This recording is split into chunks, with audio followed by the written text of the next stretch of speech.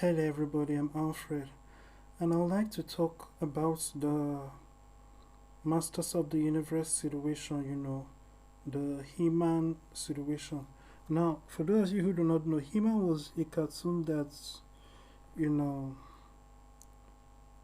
I was born in the late 80s, so my childhood was basically in the 90s. And in the 90s, He-Man was still known. But with cartoons like that, most of them came out in the 80s, you know. But of course, we still got the reruns and reruns in the 90s. Even cartoons like the Hanna-Barbera Flintstones and Tom and Jerry is older than a lot of people really realize. You see, most of those cartoons go way back, and I mean really way back. And if you look at some of the things that some topics of those early cartoons deal with, you will see that it's actually is based around stars from that era. Like Cesar Romero, who is a great influence on Pepe Le Pew. When you watch Cesar Romero's movies, and that's old school, that's in the classic era, and that's basically in the 20s and 30s. He was a big star in that era. There were very few leading men, and it goes to say about all the people who are talking nonsense about women in entertainment and are like, oh, there are very few women led roles. That's nonsense. Hollywood was built on the back of female led roles. You see, when you look at all the old movies, they had the concept of leading ladies, and Alfred Hitchcock used them a lot because it's like if you put a beautiful woman as the lead of the movie, it is going to do well because women are going to see it, men are going to want to see it. And look at Sound of Music, it's based on the female. She's the lead. It's not Captain Bontrap that is the lead. Look at all the movies of that era, and that was the concept of the leading ladies.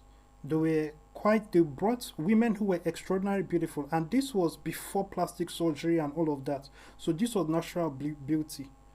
So it was a mixture of beauty and talent, and the studio gave them contracts. In other words, it's not like now where an actor makes a movie and then they get paid for that movie, and then it's on to the next movie that they get paid for it. Back then it was kind of like a salary thing. The studio we will like get a contract with them, like a 5-year contract or a 10-year contract or a 15-year contract. And in that contract, there's flexibility for increasing what they are being paid. So, as a matter of fact, even if they do not work, they still get paid. But in that kind of situation, the studio will always have work for them. So they were always working, and they were like, I have to play the lead. It was compulsory for the leading ladies. The leading ladies never starred in any movie where they were not playing the lead character. And when you can go on YouTube and just search classic movies, and you see all those old movies. There were very few leading men, and that is just the way it is. The nature of the cinema, it is just like when you look at soap operas. A lot of people don't understand the name soap opera.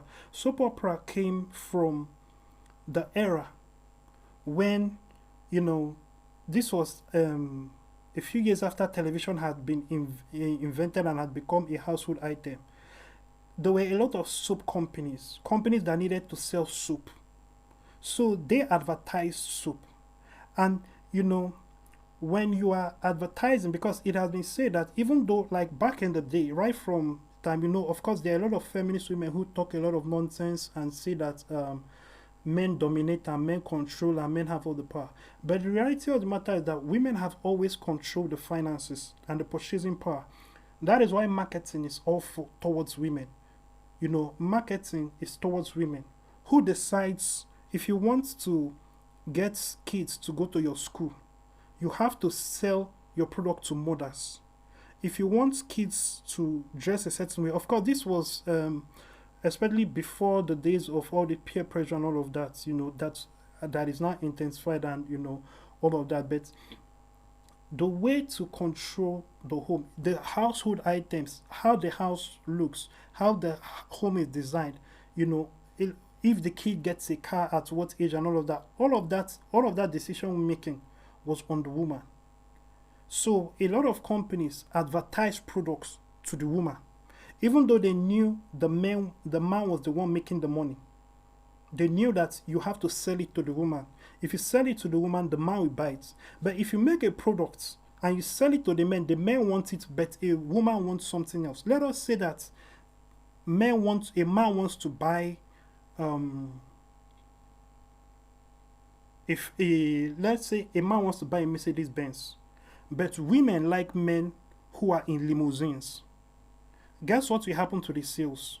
Even though the man wants a Mercedes Benz, the fact that women want men in limousines or in Ferraris, the sales of the Ferrari, even though it is not the woman that may be driving the Ferrari or may be buying it, men will bend towards what the woman wants to see him driving. So that is why a lot of advertising, especially back then, was towards the women. And that is actually where soap operas came from, because in between the soap commercials, they started showing shorts, shows that were in series that appealed to women.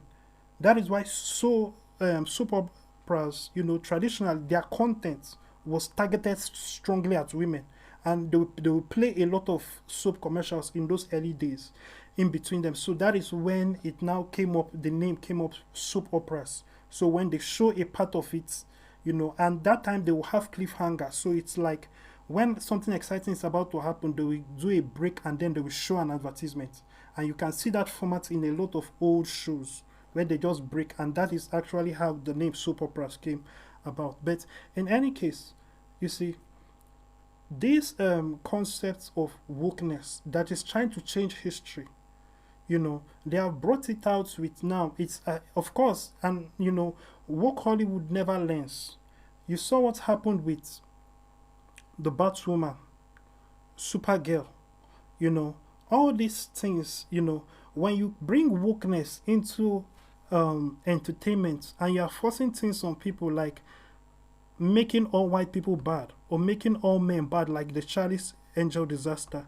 When you do that, who wants to watch it? Are you going to enjoy a movie that from the beginning of the movie to the end of the movie they are insulting your own mother? You won't like that movie. Let's say that you're a fan of like the Flintstones and you hear that there's a new Flintstones reboot that is coming, and next thing you watch it, and let's say you're a Christian, and throughout the Flintstones they are just insulting Christians. So how are you going to feel? Or let's say you're a Muslim and throughout it they are just insulting Muslims. How are you going to feel? And are you going to keep watching it? Even if you really really like the Flintstones, at the point you will just turn it off and it will get to you and you won't want anything to do with it. Now this He-Man follows the trend of transforming and changing everything. They killed He-Man in the first episode of the series. The whole thing is about He-Man. They killed him in the first episode and then shifted the main character to be a female. And then they made her more muscular and masculine. And it's funny because it's interesting how an independent, strong woman now means a masculine woman. They want women to be masculine, and when a man is masculine, they call it toxic masculinity. They want men to be feminine.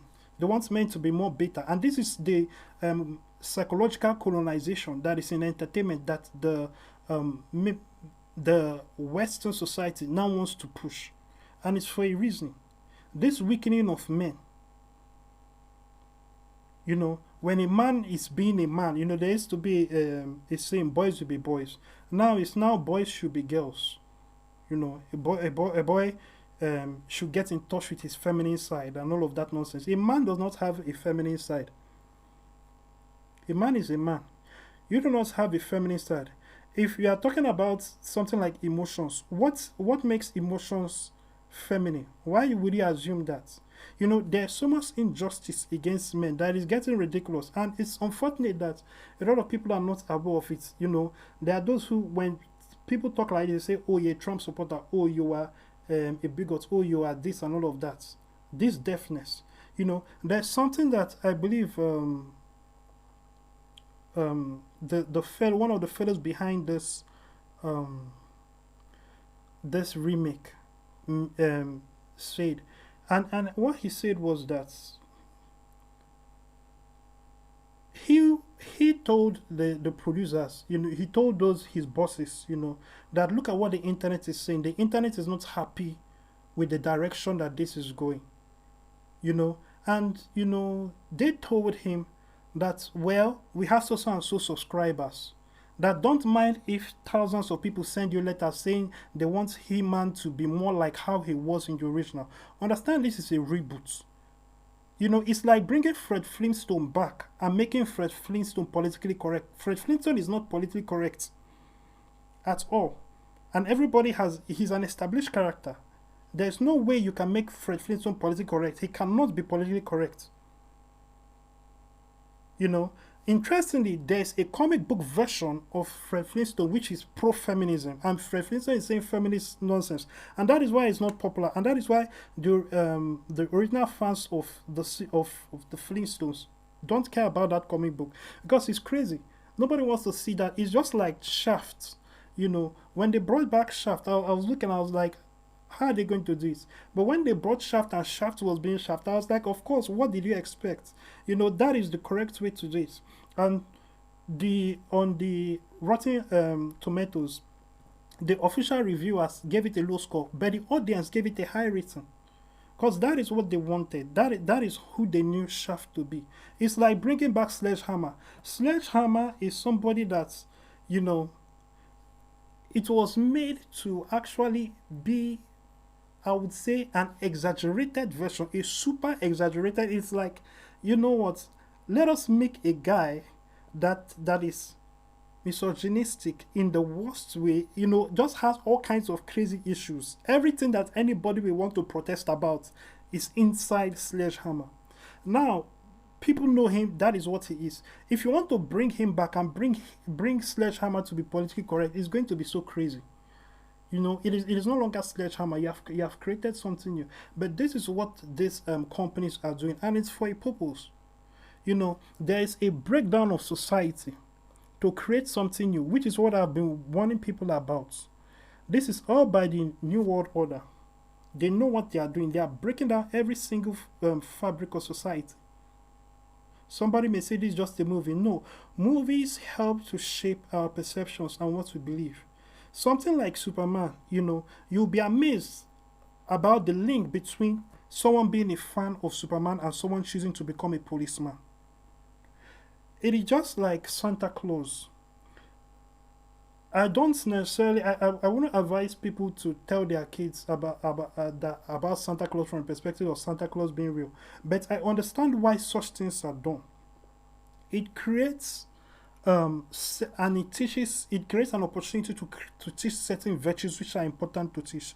It's just like teaching your kids to give offerings and tithes. You are creating a generosity, a spirit of generosity, and a spirit of giving within your kids. It's like teaching your kids about saving money and having a piggy bank. It may look like nothing, but you are teaching them and giving them, you are building in them a characteristic for them to actually be able to survive and to prosper when they grow up. You are creating in them a nature of, I shouldn't spend everything. You are giving them a new lifestyle, a lifestyle that would help them in the future. It is just like animals, for example, lions and lion cubs. When lion cubs are playing, it looks like, especially with the lioness there monitoring and all of that, it looks like it is just playing. But what they are doing is, the lioness is using that game, and those animals, they are using that game to perfect hunting skills. If you watch lion cubs play, those are hunting skills and fighting skills that they will need when they are older. But to somebody else, it may just look like they are these are those lion cubs they are playing together in the wild. You know, if you watch Discovery Channel and those kinds of things, it looks like they are playing. But that is not play. That is that is necessary for their survival. They are learning very important skills that they need as lions. You know, the lioness is not always going to be there, and they are not always going to be young cubs. They are going to grow up, and they will need to know how to fight and defend themselves. They will need to know how to fight and hunt prey. So all those games they are playing, when you look at it closely, they are actually emulating and stimulating. You know, it's like it's a simulation of catching prey and fighting. Other prey. You know, so that is something you have to realize. You know, but back to all this nonsense on entertainment and how they are trying to change everything. We have to make sure as Christians we get a hold of it, because things are going to get worse with the remaking and changing of everything, because they want to eliminate everything that we have known before. In spite of the fact that we are not for everything that has always existed, we are seeing before our very eyes the breaking down of society, values, morals, and everything, and the rebuilding of something new. And if that's something new, which is clearly going to not be, Christian, that's something new, something that is obviously going to be a good platform for the Antichrist. It is obviously Antichrist already. It's obviously anti-Christian already. We have a problem, and we need to, as long as we are still on this earth and the rapture has not happened, we need to take the lead and take the reins of power. So we need to ensure we control entertainment. You can also understand the power of your